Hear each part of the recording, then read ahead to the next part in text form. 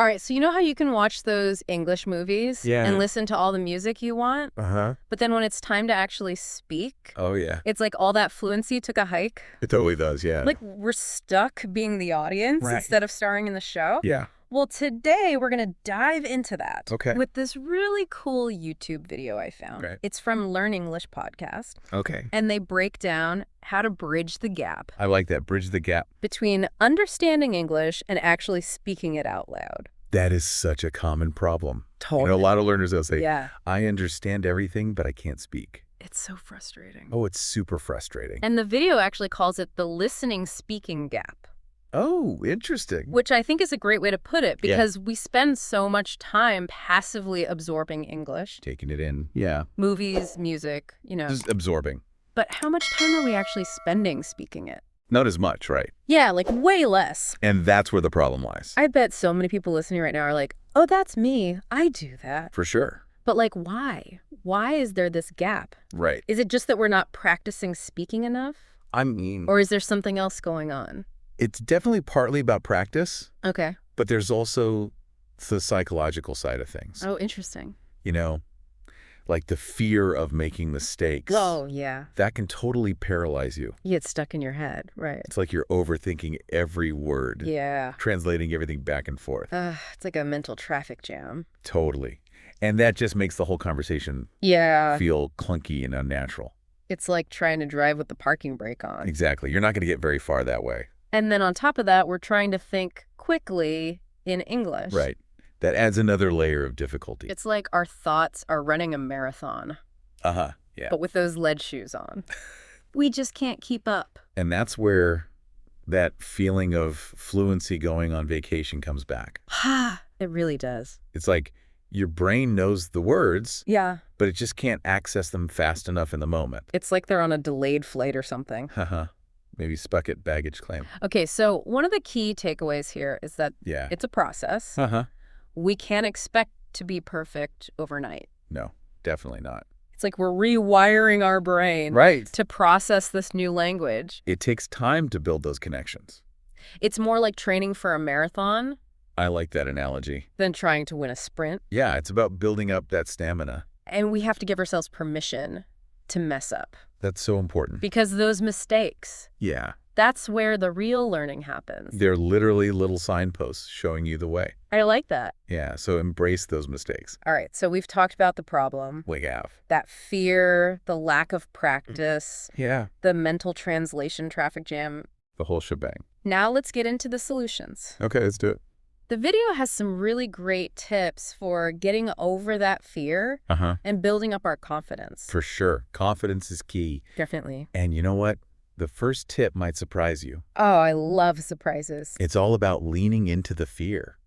Oh, interesting. I know it sounds counterintuitive, right? Yeah. But acknowledge that it's there. Okay. It's normal to feel fear. Yeah, everyone does. Everyone does. But don't let it control you. Right. Don't let it call the shots. Take charge. Yeah. Exactly. Yeah.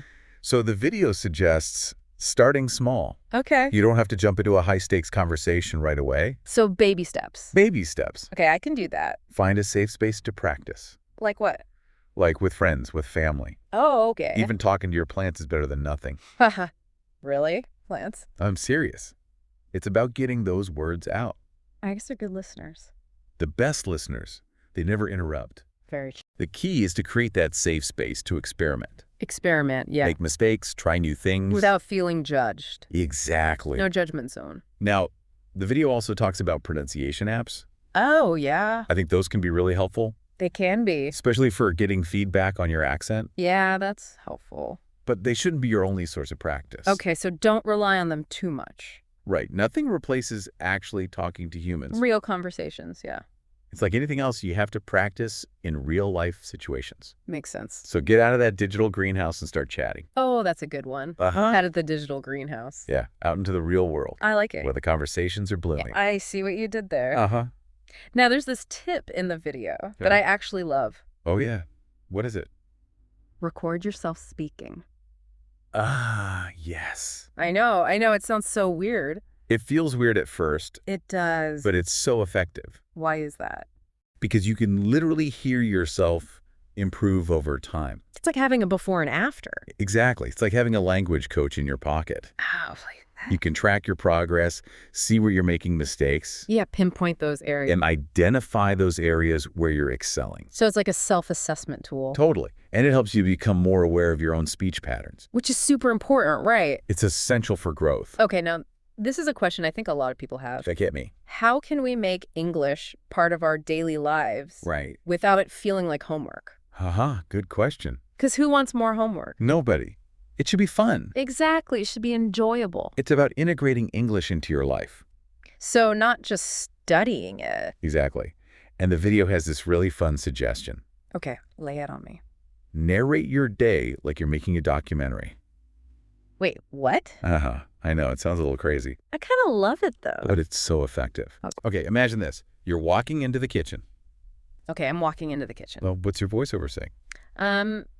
We see your name entering their natural habitat, the kitchen. Haha, perfect. They appear to be on a quest for sustenance. Oh my gosh, I love it. See? You're already thinking and speaking in English. It's like a game, It is a game, and a fun one at that. so we can get creative with it. Absolutely. Make it your own. I'm going to start narrating my life like David Attenborough. Do it. Here we have the elusive Your Name preparing their morning coffee. I am dying. This is amazing. Language learning doesn't have to be boring. It really doesn't. And for those who love to read, Yeah. this one's for you. Hit me with it. Read aloud. Oh, okay. But here's the catch. I love a good catch. Pick something you actually enjoy reading. So not a textbook. No textbooks. Unless you really love textbooks. And some people do, I guess. But choose something that sparks your interest. Like a novel, a magazine. Yeah, anything that makes you want to keep reading. So make it fun. Fun is the key. It helps with pronunciation, fluency. It does. And it makes the whole experience more enjoyable. It's like you're bringing those words to life. Exactly. You're not just reading them, you're Yeah. experiencing them. And it's way more engaging than staring at a page. Oh, yeah. No more passive reading. Active reading. Active reading for the win. Now, I remember this next tip from the video. Okay, let's hear it. And it might sound a little crazy. I'm all ears. Talk to your pets. Yes. Or your plants. So basically anything that will listen.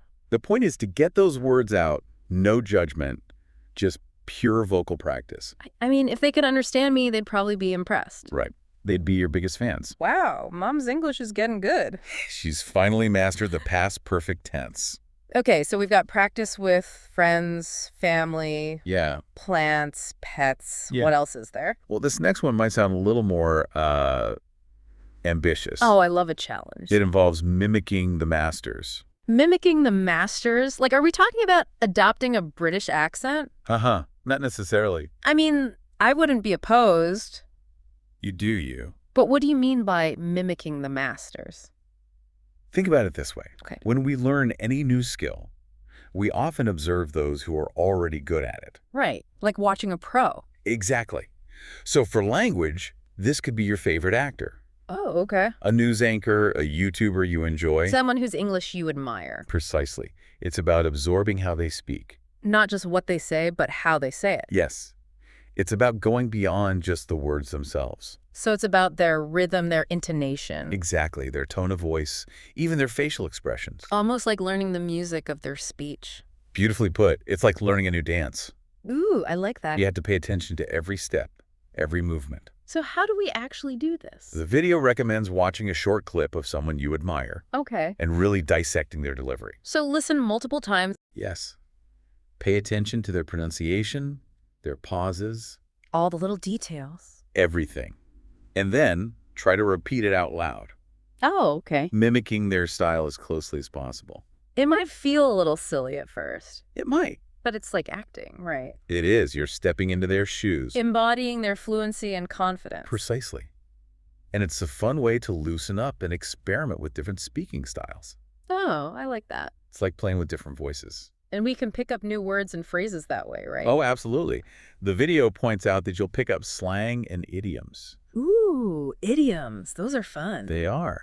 And you might not find those in textbooks. It's like getting a backstage pass to authentic English. Exactly. You're learning from the real masters. Okay, so we've been good students. We have. We've been soaking up all this English. Like sponges. But now it's time to put it into action. Right. It's time to move from passive to active learning. Ooh, That sounds interesting. It's a simple but powerful shift. Okay, explain it to me.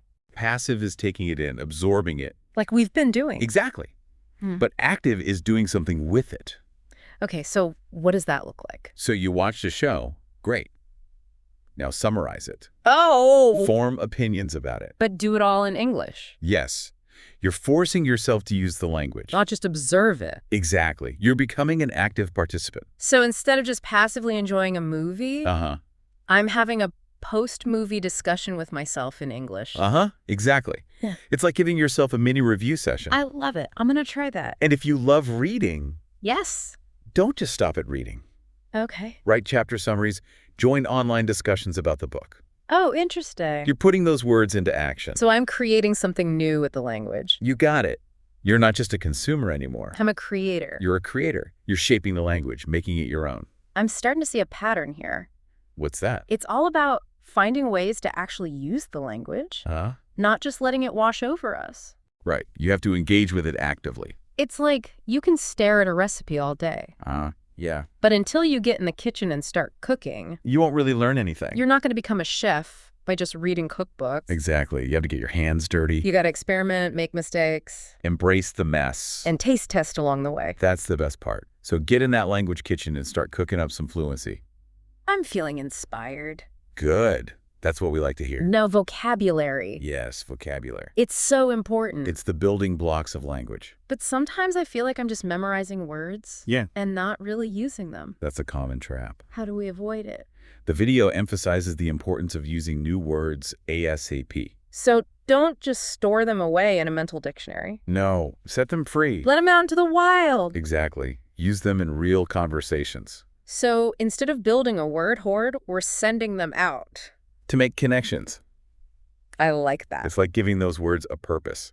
They're not just in there collecting dust. They're out there making friends, having adventures. Now, speaking of adventures, Yes. one of the biggest hurdles for me, Yeah? and I think for a lot of people, is starting conversations in English. Oh, yeah, that can be scary. It's like there's this invisible barrier. A wall you have to break through. Exactly. Okay. How do we break through that wall? Well, the video suggests going beyond typical small talk. Okay, so no more talking about the weather. Unless you're really passionate about the weather. Haha, fair enough. Think about topics that spark genuine interest. Okay, like what?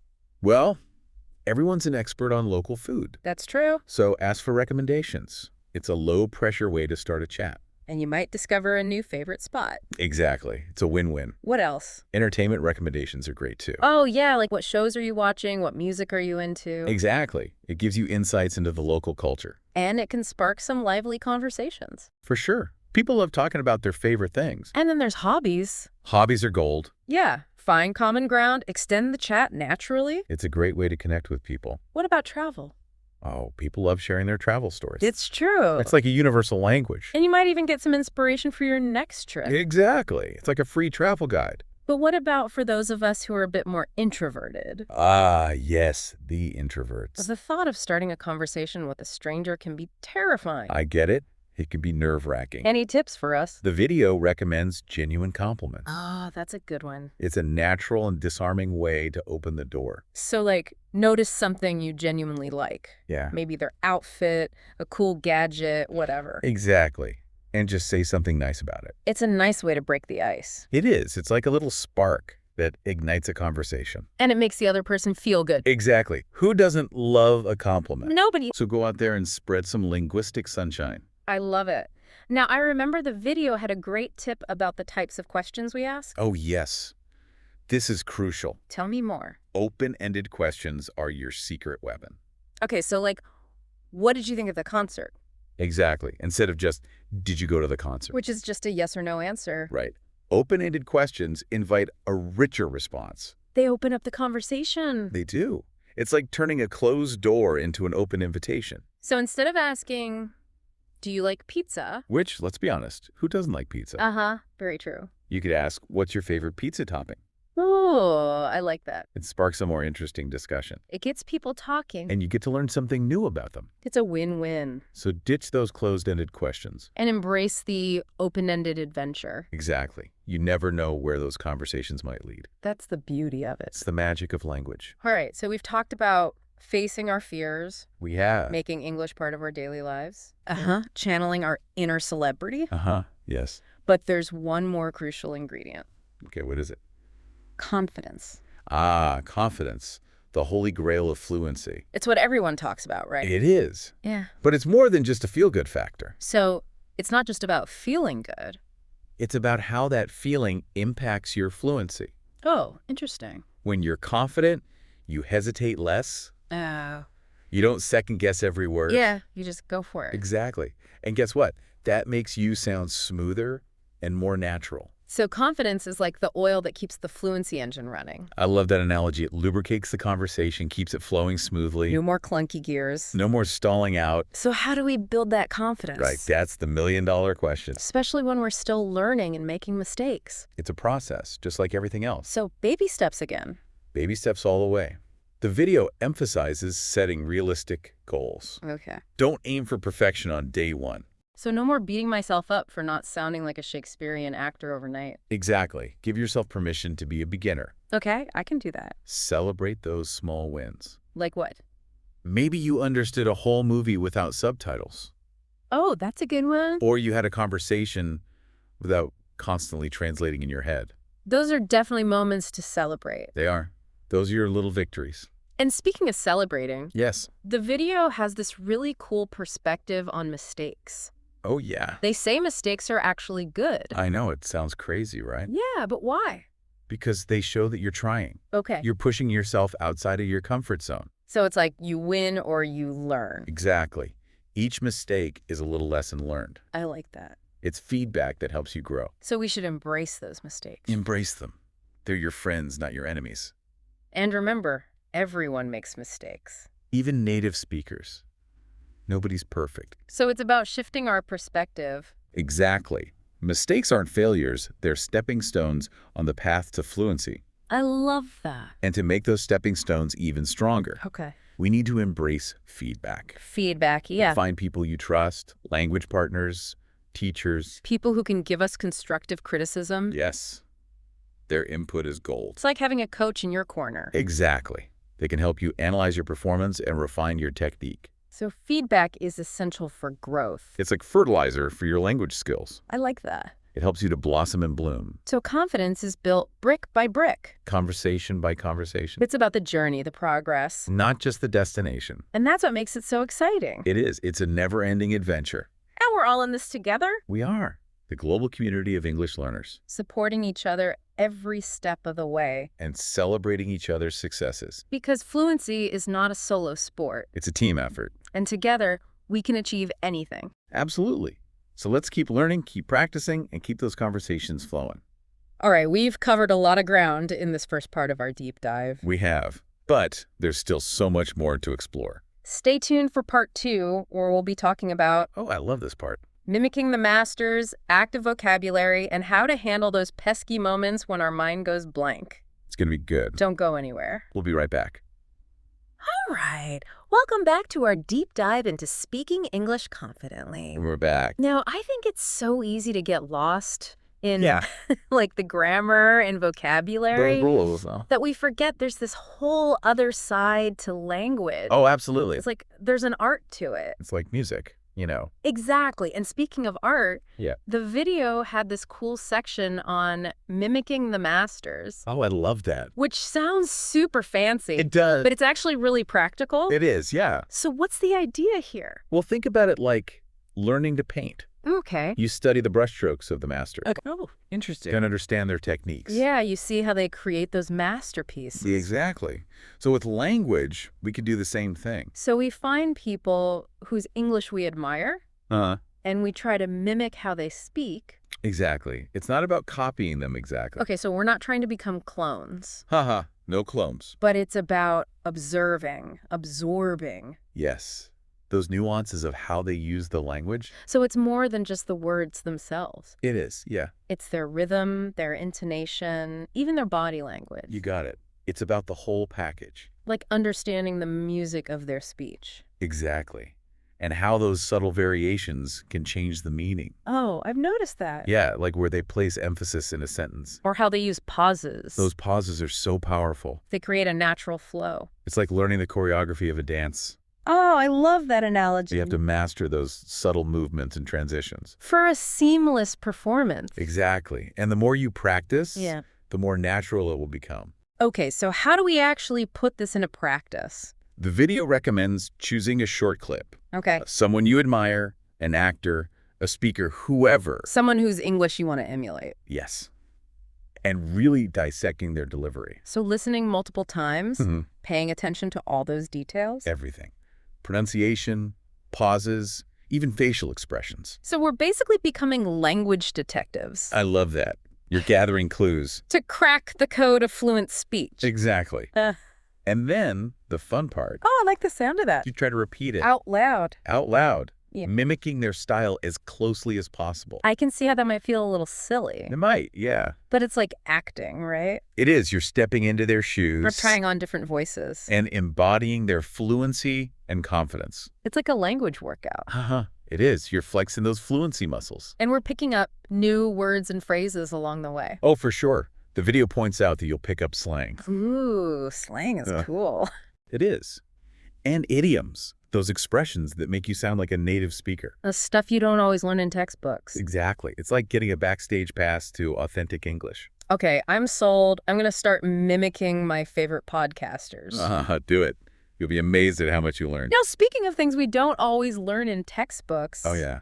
Vocabulary. Yeah. Vocabulary, the lifeblood of language. It's so important, but sometimes I feel like I'm just memorizing words without really using them. It's like having a toolbox full of tools, but not knowing how to use them. Exactly. And then they just sit there, gathering dust. And rusting away. So how do we avoid this? The video talks about the difference between passive and active vocabulary. Oh, interesting. I've never thought about it like that. It's a game changer. Okay, break it down for me. Passive vocabulary is like the books on your shelf you haven't read yet. Okay, so you know they're there, You recognize the titles. but you haven't actually engaged with the content. Exactly. You're not familiar with the characters or the plot. Okay, that makes sense. Active vocabulary is the books you've read and loved. The ones you can quote from. The ones you recommend to your friends. The ones that have stayed with you. Exactly.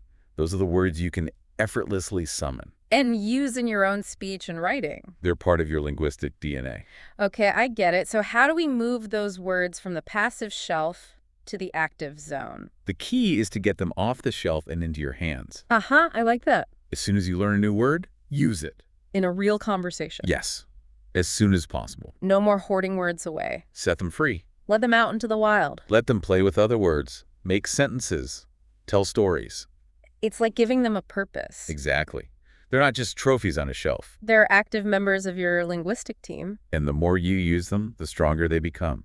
So it's like a workout for our vocabulary. It is. Use it or lose it. And that's how we build fluency. Fluency is built on a foundation of active vocabulary. I'm feeling motivated to start using all those fancy words I've been saving. Go for it. Let those words shine. Now this next challenge, Okay. it's a big one for me. I'm listening. Understanding fast speech. Yes. The speed demons of language. It's like my brain is trying to download a file, but the internet connection is super slow. It just can't keep up. Exactly. It's so frustrating. It can be, but there are ways to boost that connection speed. Okay, I need an upgrade. All right, let's upgrade your listening skills. First of all, is it just me? Or do people speak faster in real life Well, definitely. than they do in textbooks and language learning apps? Textbooks and apps are great for the basics, Yeah, but real-life conversations, they're a whole other beast. it's like they're speaking at warp speed, And with all sorts of accents and slang thrown in, which makes it even harder. it does add another layer of complexity. So what can we do? Well, the first tip is to focus on the keywords. The keywords, okay. Think of it like filtering out the noise. So not getting bogged down in every single word. Exactly. Just tune in to the most important information. Like listening for those key points that drive the conversation. Yes. It's like reading a news article. You scan for the headlines Okay, makes sense. and then try to anticipate what the speaker might say next. Oh, interesting. Use the context of the conversation to guide you. So it's like becoming a language detective. I love that. You're gathering clues, piecing together the puzzle. Using my logic and intuition. Exactly. You're not just passively listening. I'm actively engaging with the language. And the more you do that, the faster your processing speed will become. So it's like a mental workout. It is. You're training your brain to keep up with those fast talkers. And if all else fails, Yeah. it's okay to ask for clarification. Right. Right. Of course. Don't be afraid to say, "Can you please repeat that?" Or can you speak a little slower? Most people are happy to accommodate. Especially if it helps to ensure clear communication. It's about being assertive and advocating for your own understanding. And it shows that you're genuinely interested in the conversation. Exactly. It's a sign of respect. Now, I know we've talked a lot about speaking, We have. but the video also highlights the importance of listening skills. Yes. Listening, the other half of the conversation equation. It's like a dance. It takes two to tango. You can't have a good conversation if you're not really listening. Right. You're just talking at each other, not with each other. So active listening is crucial. Absolutely. It's Yep. about being fully present in the moment. Not just letting the words go in one ear and out the other. You have to engage with them, process them. So what does that look like in practice? Well, it involves both verbal and nonverbal cues. Okay, so like making eye contact, nodding your head. Yes. Those are important. But it's more than just that, right? It is, yeah. What else can we do? Ask clarifying questions. Oh, okay. Summarize what you've heard. So you're making sure you're on the same page. Exactly. It shows the speaker that you're really listening. And it helps us to remember what they've said. It's like creating a mental snapshot of the conversation. I like that. And it shows the speaker that you value their words. So it's a win-win. Active listening strengthens relationships and deepens understanding. It's a superpower. It is. Yeah. And it's a skill you can practice and improve over time. All right, so we've covered pronunciation, confidence, listening. We've been busy. What else is there? Well, this next topic can be a bit of a minefield. Oh, I love a good minefield. Be careful out there. It's grammar, isn't it? It is. The dreaded G word. Everyone's favorite. Not quite. But it's important, right? It is, yeah. But sometimes it feels like there are so many rules. And exceptions to those rules. And then those exceptions have exceptions. It can get pretty complicated. It's enough to make your head spin. It can be overwhelming, that's for sure. So what's the key to not getting bogged down in grammar? The video emphasizes the importance of focusing on fluency over perfection. Oh, I like that. It's not about getting every single grammar point right. So don't sweat the small stuff. Exactly. Don't let the fear of making mistakes paralyze you. Because that's what stops us from speaking, right? It is. It's like having stage fright before you even step on stage. And then we end up saying nothing at all. So the message here is just speak. Even if it's not perfect. Exactly. It's like learning to ride a bike. Okay, I'm following you. You're going to fall a few times. You're going to get some scrapes and bruises. But eventually, you'll find your balance. And then you can ride with confidence. And enjoy the freedom of fluency. Okay, I'm ready to embrace those grammar falls. Good. Because that's how you learn. And as we progress, Yeah. we can always refine our grammar later. Absolutely. It's a continuous process. But the most important thing is to communicate To get your message across. and connect with others. Exactly. Grammar is just a tool to help us do that. So don't let it become a barrier Break free from those grammar chains. and let your fluency soar. I love it. That's the spirit. Now, this next topic Okay. is one of my favorite. Oh, yeah. What is it? Idioms. Idioms, the spice of language. They're so colorful and quirky, They are. They add so much flavor. and they can be really tricky They can, yeah. because their meaning is not always literal. It's like trying to solve a riddle. Exactly. But once you figure them out, So satisfying. it's like you've unlocked a secret code. And you get to use them in your own conversations. That makes you sound super cool. It does. It's like having a secret handshake with native speakers. So how do we learn to understand and use idioms effectively? Well, first of all, awareness is key. Okay, so just knowing that they exist. Yes. And that they're commonly used in everyday English. So pay attention to them when you hear them. Exactly. Notice how they're used in context. And don't be afraid to ask for clarification. Absolutely. Most native speakers will be happy to explain. It's a chance to learn something new. And to expand your understanding of the culture. Because idioms often reflect the values and beliefs of a culture. They do. They're like little windows into the cultural psyche. So as you encounter more idioms, Yeah. you'll start to see patterns and connections. It's like learning a new language within a language. And it makes it easier to decipher new ones. And even start using them yourself. So it's about developing an intuition for the way idioms work. Exactly. It's like learning the rules of a game. And once you know the rules, you can play with confidence. And have a lot of fun in the process. All right, so we've covered pronunciation, confidence, listening, grammar, idioms. We've covered a lot of ground today. But there's one more challenge Okay. that I think we all face in language learning. Hit me with it. Staying motivated. Ah, yes. Motivation, the fuel that keeps us going. It's so important. It is. It's the difference between giving up and achieving fluency. But sometimes it can be hard to stay motivated. It can, especially when you hit those plateaus or setbacks, It's like hitting a wall. and it's easy to get discouraged. So how do we avoid getting stuck in that language learning rut? The video offers some great advice. Okay, give me the fuel. Well, first of all, set realistic goals. Okay, so don't expect to be fluent overnight. No overnight miracle. Break down those big goals into smaller steps Exactly. Make them manageable and achievable. so you can celebrate those small victories along the way. Celebrate every milestone. It keeps you motivated. And it reminds you of how far you've come. It's like climbing a mountain. You have to appreciate the view from each base camp. I like that. And then find ways to make language learning fun. Fun! Yeah, it shouldn't feel like a chore. Exactly. Explore different methods. Find activities you enjoy. So not just sitting down with a textbook. No, unless you really love textbooks. There's got to be more to it than that. There is. Watch movies, listen to music, read books, chat with friends. Make it part of your life, not just a separate activity. Integrate it into your daily routine. And find those sparks of joy that make you want to keep learning. It's like playing a game. The more fun you have, the more you want to play. And I think this ties into the importance of finding a community. Oh, absolutely. Community is everything. Having a group of people who are also learning Yeah, who can relate to your struggles. and celebrate your successes. It makes all the difference. It's like having a cheering squad Exactly. They push you forward, keep you accountable. and remind you that you're not alone in this journey. We're all in this together. So find your language tribe Connect with other learners, and support each other every step of the way. because together we can achieve fluency. Welcome back to the final part of our deep dive Back for round 3. into speaking English confidently. We're almost there. Now, I think one of the things that really holds people back Yeah. from speaking Uh-huh. is the fear of making mistakes, Oh, yeah, that's a big one. especially with grammar. Grammar can be scary. It can feel like there are so many rules So many rules. and exceptions. And exceptions to the exceptions. Like it's impossible to get it right. It can be overwhelming, that's for sure. But the truth is, Yeah. even native speakers, Uh-huh. they don't get it right all the time. They don't. They break the rules all the time. Really. Yeah, they're not sitting there thinking about every single grammatical rule. So it's okay to bend the rules a little bit.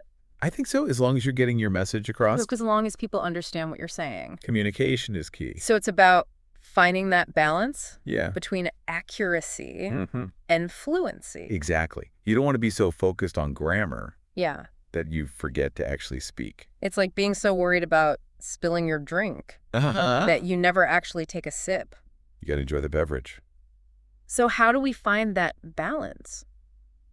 Well, I think it comes with exposure. Exposure. Okay. The more you listen to authentic English, Like movies, music, podcasts, all of that, the more you'll develop an intuition and intuition. Okay. for what sounds natural. And what doesn't? It's like developing an ear for the music of the language. Oh, I like that. You start to sense the rhythm and flow of those grammatical structures. It becomes more instinctual. Exactly. You don't have to overthink it. And speaking of music, Yeah. one of the things I've always loved about English Okay. is how it incorporates words and phrases from other languages. Oh, absolutely. It's this linguistic melting pot, It is. It's constantly evolving taking influences from all over the world. and creating something new and unique. It's so cool how you can trace the history of the language. Yeah, you can see those influences woven into the fabric of English. And I think that's one of the things that makes it Yeah. so fascinating Oh. and challenging to learn It's a puzzle. with so many pieces. And those pieces are always shifting and changing. It keeps you on your toes. It does. You never stop learning. And speaking of puzzles, Okay. idioms, Idioms, those linguistic riddles. they can be so tricky They can, yeah. because their meaning is often figurative. Not literal, right? It's like they have this hidden layer of meaning. It's like a secret code You have to crack the code. to understand the message.